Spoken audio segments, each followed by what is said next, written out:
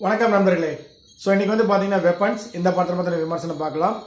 Barbarian படத்தை இயக்கிய அதே டைரக்டர் தான் இந்த படைப்பையும் கொடுத்துருக்காரு. அந்த படத்தை அவர் இயக்கி இருக்காரு, அது நல்லா இருக்கு அப்படிங்கிற ஒரு எண்ணத்துல தான் என்னன்னா இந்த படத்தையும் நம்ம போய் பார்த்தோம்.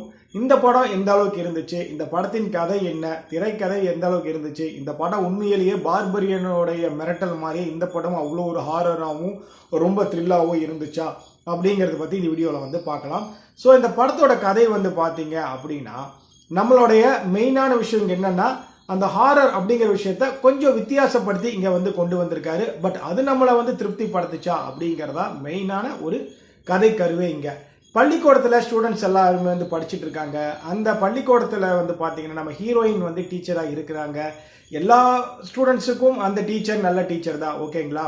அப்படி இருக்கும்போது வந்து பார்த்தீங்கன்னா ஒரு கட்டத்தில் திடீர்னு அந்த ஸ்கூலில் ஒரு 18 பேர் படிக்கிறாங்க. ஒரு நைட்டு, அதாவது 2:17 அதிகாலை கூட கிடையாது, மிட் நைட்டு 2:17 அந்த டைம். 2:17 AM வீட்டில் இருக்கக்கூடிய குழந்தைகள், அதாவது ஸ்கூலில் படிச்சுட்டு இருந்த அந்த குழந்தைகள் இருக்கு பார்த்தீங்களா, அந்த 18 குழந்தைங்கள ஒரு 17 குழந்தை அவங்க வீட்டில இருந்து என்னாச்சு, ராத்திரி அந்த டைத்துக்கு எந்திரிச்சு வெளியே கையை நீட்டிட்டு ஓட ஆரம்பிச்சிருச்சு. எல்லாமே திடீர்னு அடிச்சு பிடிச்சி எல்லா குழந்தைங்களுக்கும், அதாவது ஒவ்வொரு வீட்டில் டக்கு டக்குன்னு காட்டுறாங்க. ஒரு குழந்தை இறங்கி வருது, கதவை திறக்குது, ஓடுது. இப்படி பார்க்கும்போது என்னன்னா எல்லாருமே வந்து ஓடுறாங்க. சரி, பெத்தவங்களும் என்ன ஏதோ அடிச்சு பிடிச்சி அவங்களும் வந்து கீழே வந்து பார்க்கலான்னு அவங்களும் ஓடுறாங்க.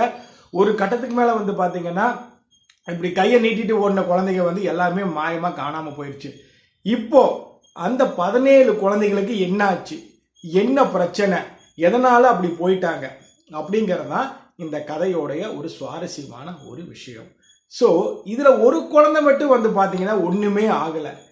ஏப்பா இந்த பையனுக்கு மட்டும் ஒண்ணு ஆகல, எப்படி இவன் கூட படிச்ச 17 பேர் ஓடி போயிட்டாங்களே அப்படின்னு போய் டீச்சரை போய் பிடிச்சி எல்லாம் கத்துறாங்க. பேரண்ட்ஸ் என்ன கத்துறாங்கன்னா, இங்க பார், நீ வந்து ஏதோ பண்ணிருக்க, அதனாலதான் என்னன்னா பசங்க எல்லாமே வந்து என்ன சொல்றது, வீட்டை விட்டு ஓடிட்டாங்க, சம்திங் ஆயிடுச்சு, உண்மையை சொல்லு அப்படின்னு சொல்லி அந்த டீச்சரை போய் சத்தம் போடுறாங்க. ஹீரோயினை சத்தம் போடுற, அது சொல்லுது, ஏப்பா எனக்கு இதுக்கு ஒண்ணுமே இல்லை அப்படின்னு சொல்லிட்டு அதுக்கப்புறம் என்னன்னா, அது எப்படி இந்த பையனுக்கு மட்டும் ஒண்ணுமே அவளை, இவன் மட்டும் வீட்டில் இருக்கான், நத்திங் ஹேப்பன் அப்படிங்கிறாங்க.